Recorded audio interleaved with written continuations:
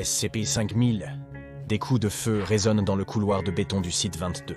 Les écrans sont la seule chose qui s'échappe de chaque pièce. Une équipe d'hommes en tenue de combat entièrement noire et masquée se déplace d'une section du complexe à la suivante. Pietro Wilson se cache dans son bureau, écoutant les cris de pitié de ses collègues. Il tremble de peur de manière incontrôlable. Qui sont-ils? Il pense. Pourquoi tuent-ils tout le monde? Et comment nous ont-ils trouvés? Peu avant, Pietro Wilson dînait à la cantine avec d'autres employés. Un groupe d'hommes lourdement armés est entré dans la pièce. Ils observaient les environs en silence. L'un des scientifiques s'est levé et a demandé s'il pouvait les aider. C'est alors que le carnage a commencé. L'un des hommes masqués a levé son fusil et a tiré sur le scientifique à la tête. Le chaos a éclaté quand les mercenaires ont levé leurs armes et tiré.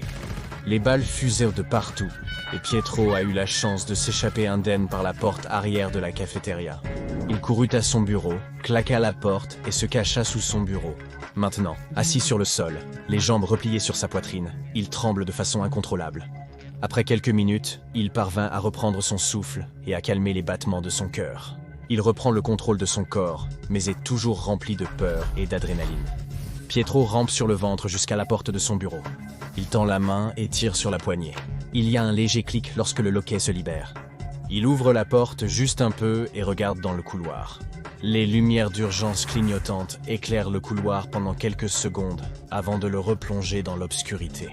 Il n'y a personne en vue, mais au coin du couloir, des éclats de lumière provenant des tirs de mitrailleuses scintillent dans le couloir. Les cris des travailleurs du site 22 sont silencieux. Pietro prend une grande respiration et pousse la porte plus loin. Il sort à quatre pattes de son bureau et commence à s'éloigner du Violence. Malheureusement, pour échapper au chaos, il doit aller plus profondément dans les entrailles du site 22. La sortie est de l'autre côté, mais il a trop peur pour se diriger vers les hommes armés. Il se lève et époussette la saleté de sa combinaison de technicien bleu. Les lumières s'éteignent par intermittence. Le couloir devient sombre. Il tend les mains et entre en contact avec le mur frais et humide. Il tâtonne son chemin dans le couloir, nageant dans l'obscurité. Après quelques instants, les lumières se rallument. Pietro jette un coup d'œil derrière lui pour vérifier qu'il est toujours en sécurité. Se tenant au bout du couloir, un soldat habillé tout en noir avec un masque couvrant son visage. Le soldat reste immobile. Pietro fait face au soldat. Ses yeux s'écarquillent, son cœur s'emballe. Il ne peut pas respirer, la silhouette ne bouge pas. Puis les lumières clignotent à nouveau, et Pietro se détache du mur et court, aveugle dans l'obscurité. Il sprinte aussi vite qu'il peut quand soudain il y a un fort claquement et une balle siffle près de sa tête. Il sent le vent frôler sa joue de peu. Il court toujours, les lumières se rallument. Il jette un coup d'œil par-dessus son épaule. Maintenant, un groupe entier d'hommes armés le poursuit dans le couloir, armes levées. Il tourne le coin du couloir et descend un escalier pour aller plus loin dans le site 22. Au pied de l'escalier se trouve un bref couloir avec une porte au bout. Il n'y a nulle part ailleurs où aller. Il sort une carte-clé de sa poche et la manipule maladroitement. La carte tombe au sol. Pietro se penche pour la ramasser. Et alors qu'il se penche, une balle siffle là où sa tête venait d'être. Le projectile se loge dans la porte métallique. Il ramasse sa carte-clé sur le sol et la pousse contre le scanner. La porte se déverrouille. Il se rue dans la pièce. Il se retourne rapidement et ferme la porte.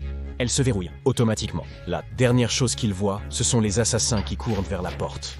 Les lumières clignotent dans la pièce où se tient Pietro. La pièce n'a qu'une seule porte. Pas de fenêtre et pas de ventilation. Elle est complètement isolée. Au milieu de la pièce se trouve SCP-5000. Il savait qu'il y avait un SCP dans cette pièce qui était désigné SCP-5000, mais il ne savait jamais ce que c'était réellement. Le voici maintenant fixant. Un harnais mécanique à l'aspect étrange, suspendu au milieu de la pièce. Soudain, un bruit fort à la porte remplit la pièce. Les hommes armés essaient de forcer l'entrée. Ce n'est qu'une question de temps avant qu'ils n'ouvrent la porte. Sans nulle part où aller, Pietro Wilson sait qu'il est mort. Il regarde SCP-5000 et secoue la tête. « Qu'est-ce que j'ai à perdre ?» dit-il à haute voix. « Juste ta vie. » Une voix dans sa tête répond. Il se dirige vers SCP-5000 et le descend de l'endroit où il est suspendu. La combinaison mécanique porte des symboles qu'il ne reconnaît pas. C'est lourd. La seule chose qu'il sait sur la combinaison sont les rumeurs qu'il a entendues de la part d'autres personnes qui travaillent au site 22. Il serait apparu dans un éclair de lumière dans la chambre de confinement d'un SCP Keter au site 62C. La désignation de ce Keter était SCP-579. La seule autre chose que Pietro sait, c'est que tout le monde au site 62C a été massacré lorsque le confinement a été rompu. SCP-5000 a été trouvé désactivé à côté d'un tas de corps.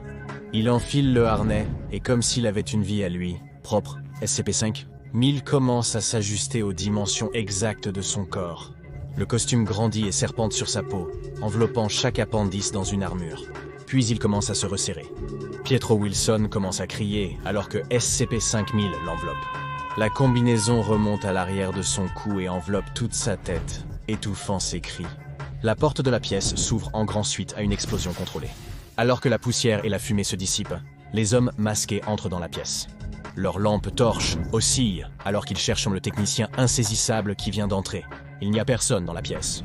Tout ce qu'il y a, c'est un rack vide au milieu de la chambre. Les hommes se dispersent, mais il n'y a pas d'autre sortie. La pièce n'est qu'un carré solide de béton. Déconcertés, ils se demandent où il est parti. L'un d'eux crie.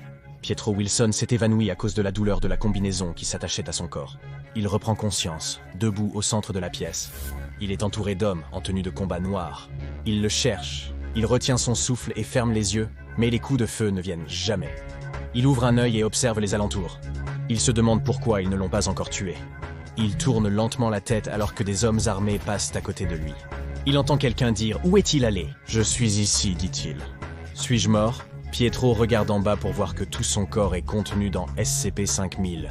Il lève sa main et l'ondule devant son visage. Il est clairement toujours en vie, mais il semble que les tueurs ne peuvent pas le voir. Il s'approche de l'un des mercenaires et fait onduler sa main devant le visage de l'homme. Aucune réaction. Le costume l'a rendu invisible, pense-t-il.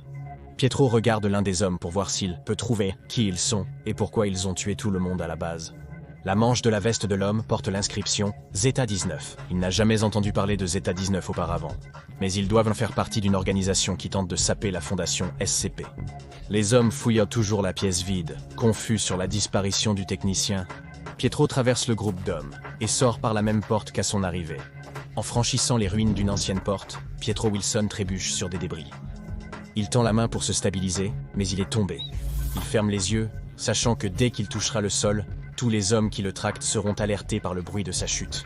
Mais l'impact n'arrive jamais. Quand Pietro ouvre les yeux, c'est comme s'il flottait juste au-dessus du sol. Il regarde ses pieds en bas. Les orteils de la combinaison sont fermement ancrés au sol, tels de puissants aimants sur du fer. SCP-5000 a empêché sa chute et le maintient en place en utilisant uniquement les pieds de la combinaison. Il tend la main et la pose doucement sur le sol.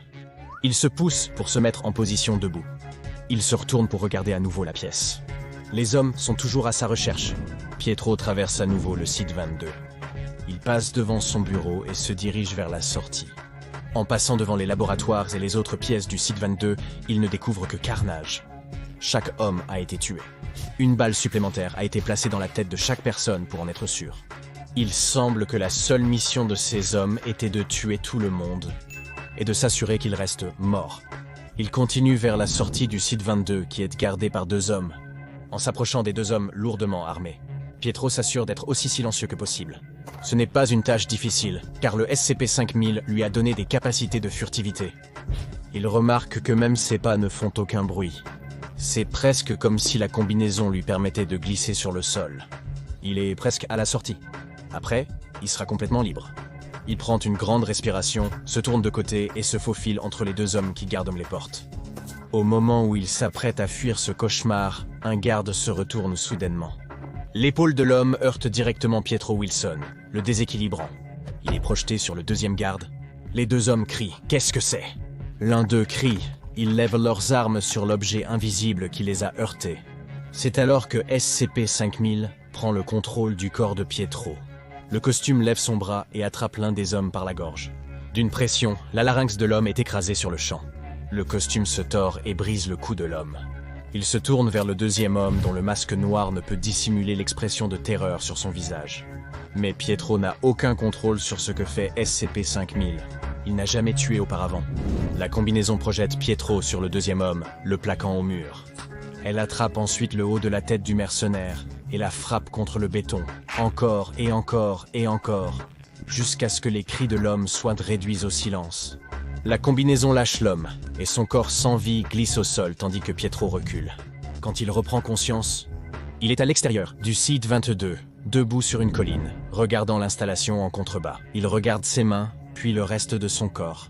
Il est toujours contenu dans SCP-5000. Il y a un éclair de lumière, et un affichage tête haute s'allume.